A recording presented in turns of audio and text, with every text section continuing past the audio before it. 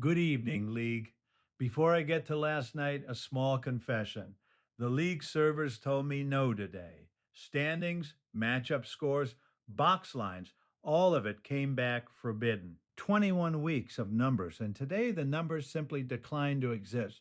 In the old days, that would have ruined me. I would have been working the phones, calling in favors, trying to find a line somewhere at 2 in the morning. Tonight I made tea and sat with it. Everything is on loan, the scoreboard included. So we do this the honest way. Here is what actually happened on the field Thursday and what it probably means for your week. 9 games and the night belonged to the pitchers. 5 shutouts. Five. Detroit blanked Cleveland 3-0.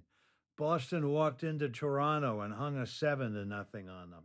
Washington did the same number to the Cubs, and the Angels handled Texas by that identical 7-0. If you had arms working in any of those games, your ERA and your whip improved while you were asleep. That is the quiet kind of win. Nobody texts you about it. It just shows up. And then there was the other one.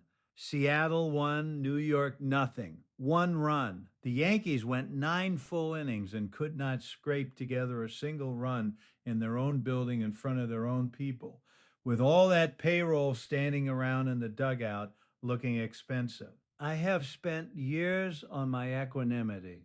I have read the books. I have done the breathing. And I am telling you, when that final came across the wire, something in my chest let go, and it was not enlightenment. It was joy. Ugly, unearned joy. I am not going to apologize for it. Elsewhere, Pittsburgh dropped a 13 spot in Miami, 13-1. If you rostered a Pirates bat, last night was a gift, and it was the kind of gift that flips a counting category without anybody planning for it. Cincinnati and the White Sox played the exact opposite game. 9-8. Nobody's ratios came out of that one clean. If you had a starter in Chicago, go ahead and apologize to your ERA. And out in Los Angeles, Milwaukee beat the Dodgers 5-4. 1 run games are where the saves and the holds live.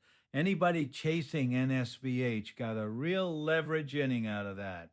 Now, without the scoreboard, I am not going to tell you who is up and who is down in your matchup.